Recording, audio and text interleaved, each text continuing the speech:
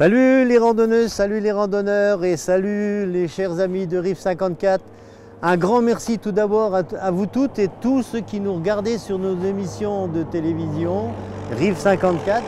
Simplement parce que j'ai eu le bonheur au cours d'une assemblée générale de rencontrer des personnes qui nous suivent sur Rive 54 et qui apparemment apprécient énormément nos émissions.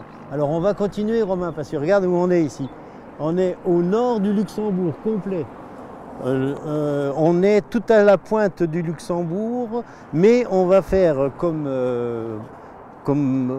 ligne conductrice les petits villages belges frontaliers du Luxembourg. Alors on va partir donc du nord de cette région, puis redescendre jusque, si on a le temps et si on peut, jusque Marchelange. Ça sera pas mal quand même pour aujourd'hui. Mais tu as vu ce point de vue là, hein? C'est quand même beau. Hein? On a le plaisir de vous emmener à Oufalise. Je vous ai expliqué qu'on allait faire tous les petits villages belges frontaliers, mais regardez ce magnifique petit village. Alors, je ne sais pas si certains d'entre vous ont déjà vu le film La bataille des Ardennes. Souvenez-vous, dans la bataille des Ardennes, il y avait un moment donné où il y avait un soldat qui tournait une pancarte, c'était la pancarte sur Oufalise. Alors bien sûr, on est ici à Oufalise, il y a également Saint-Vite qui était nommé dans le film, mais voilà, on va essayer de découvrir ce charmant petit village, fleuri, magnifique et tout ce qu'il faut. Alors dans cette magnifique petite ville d'Oufalise, on a un certain nombre de choses à découvrir, en commençant par le parc Utopia qui est derrière nous. Alors bien sûr, c'est un jardin d'enfants, on entend les cris, hein, parce que les enfants, on ne les filme pas, on entend les cris des enfants. Ensuite, on devrait découvrir également un char Panther de la Deuxième Guerre mondiale qui doit se trouver certainement au niveau du centre-ville, qu'on découvrira tout à l'heure. Il faut également citer des centaines de kilomètres de chemins balisés pour les VTT. Alors, regardez en été, quand vous ne savez pas où aller, vous venez sur Oufalise, il y a tout ce qu'il faut. Alors il y a aussi le Carnaval du Soleil et Aqualo. Aqualo, c'est un centre aquatique qui est, je ne sais pas où, on essaiera de le trouver. Je ne sais pas s'il n'est pas là-bas derrière nous. Enfin bref, voilà, il y a plein de choses à découvrir sur Oufalise.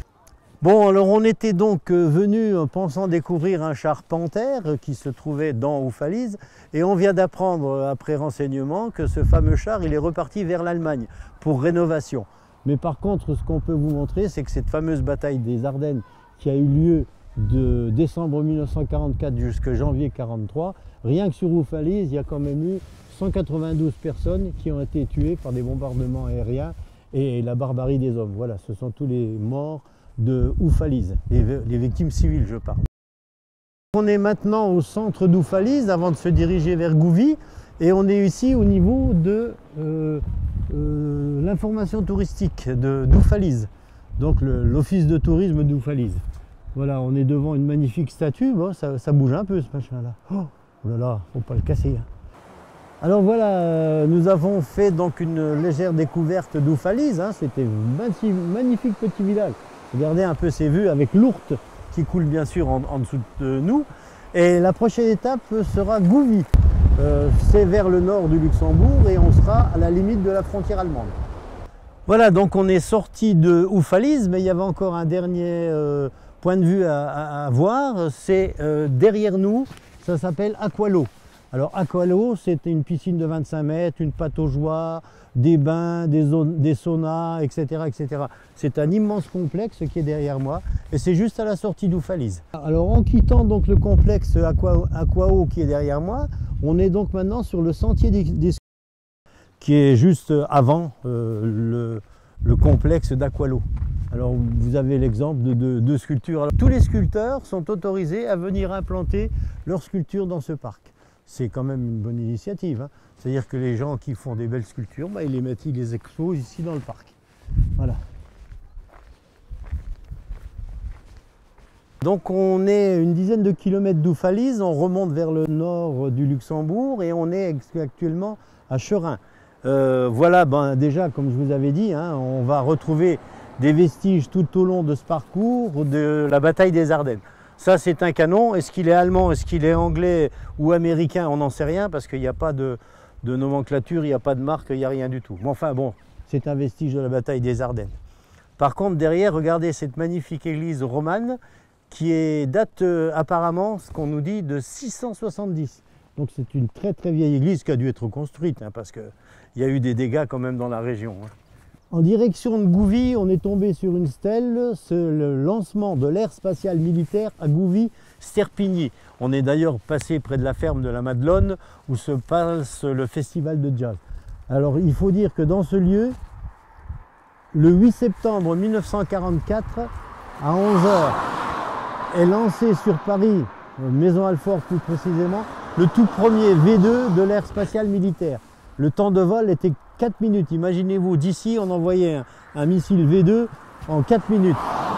Et le concepteur du V2 était l'ingénieur allemand von Braun. Je peux ajouter également qu'une fois, je me suis retrouvé sur l'île d'Usedorm, où avait lieu la mise en place des V1 et des V2. Voilà, donc c'est d'ici qu'est parti le premier V2 sur Paris. Voilà, on est donc sur la route de Gouvy et avant d'arriver à Gouvy, qui est à peu près à même pas un petit kilomètre de là, on arrive au lac de Chérapon. Le lac de Chérapon, c'est un petit lac avec tous des petits ensembles comme ça à louer, des mobil-homes qui sont derrière, il y en a plein partout. Donc pareil, hein, pour venir passer quelques vacances quand il fait du soleil et qu'il fait bon, ça ne doit pas être mal ici. Il y a même des barbecues et tout ce qu'il faut pour faire des barbecues en été. Alors on est donc arrivé au niveau de Gouvy bientôt. Et pourquoi Gouvy? C'est une petite ville à 2 pas du Grand-Duché du Luxembourg qui est célèbre bien au-delà de nos frontières pour son festival de jazz et le blues de Serpigny où on est passé tout à l'heure et on a vu le V2 et qui a pour cadre la ferme de la Madelonne que l'on a vu également sur le bord de la route. Il y a également des pistes de ski de fond, il y a des, voilà, comme ici un repos complet pour l'été avec des petites locations de maisons tout autour du lac. Voilà, on est dans le parc naturel des Deux Ourtes. On vient de traverser le petit village belge de Dijffel et on est arrivé à la frontière luxembourgeoise qui est environ à 900 mètres d'ici. Donc la frontière luxembourgeoise et après quand vous continuez tout droit devant vous, vous arrivez à Clairvaux d'une part et les Trois Vierges d'autre part. Voilà, nous sommes donc actuellement ici à Wemperhausen. Juste là, la frontière allemande est environ à une dizaine de kilomètres de là.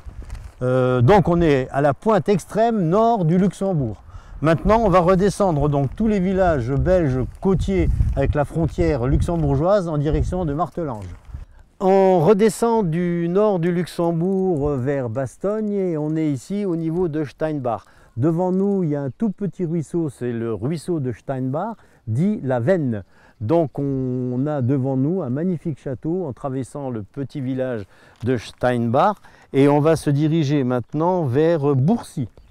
Toujours en direction de Bastogne, donc on vient de traverser le petit village de Tavigny avec un petit château, une belle petite église derrière et puis un petit ruisseau qui coule devant nous qui s'appelle le ruisseau de Tavigny.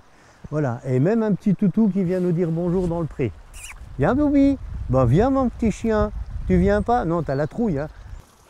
On a donc traversé Bastogne, on s'est dirigé en direction de Villers-la-Bonneau et on est maintenant juste un petit peu avant Tintange et la vallée de la Haute-Sûre qui est derrière moi.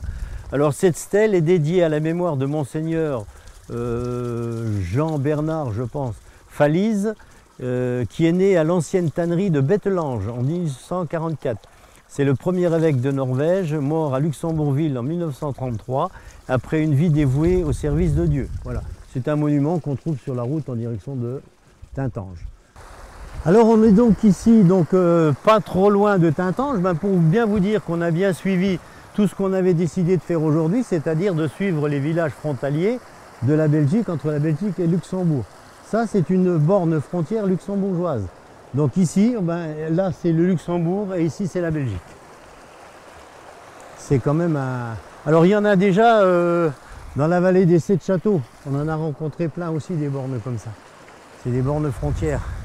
Donc après bien des péripéties, nous sommes quand même arrivés à l'endroit où je voulais finir cette belle émission. C'est sur le Hochfels. C'est dans la Haute-Sûre, la vallée de la Haute-Sûre, à quelques kilomètres de Martelange. Alors par exemple ce canon qui date de 1942, c'est un canon lourd qu'ils appellent. Il y a encore d'autres canons qu'on va aller voir, par exemple celui-là là-bas. Et ce point de vue que l'on va voir sur la vallée de Bigonville.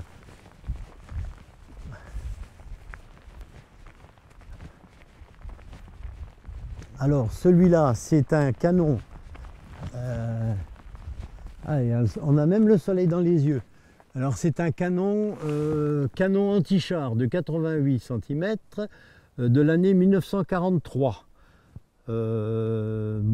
Par contre, la même chose, hein, ça ressemble plus à un camouflage allemand qu'un camouflage américain. Alors on ne sait pas trop l'origine de ces camouflages. Voilà. Alors c'est un beau petit endroit, regardez, pour le pique-nique et tout ce que vous voulez. Les chemins sont balisés également, vous voyez des indications bleues. Et là, on va découvrir donc maintenant le panneau sur la vallée de la Haute-Sûre. Voilà, donc on va vers le panorama du Hochfels et toute cette vallée qui est en face de nous. Vous allez la découvrir maintenant. Regardez si c'est pas beau ça. Oh là là là là. Voilà. Alors voilà, l'endroit donc Pont-Misère, quand vous prenez ce chemin, vous descendez à Pont-Misère, vous avez en dessous, ici, juste à mes pieds, le moulin de Bigonville, et donc cette fameuse rivière, la Sûre, qui arrive et puis qui commence au niveau de Pont-Misère, c'est le début de la retenue d'eau de Esch-sur-Sûre. Voilà, c'est quand même un bel endroit, hein. On a bien fait de venir. Hein.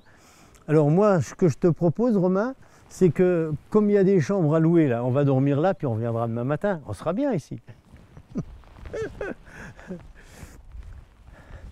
C'est très très joli. Voilà, une bien belle grande journée. J'espère que cette découverte du nord du Luxembourg jusqu'au niveau de Martelange vous aura bien plu.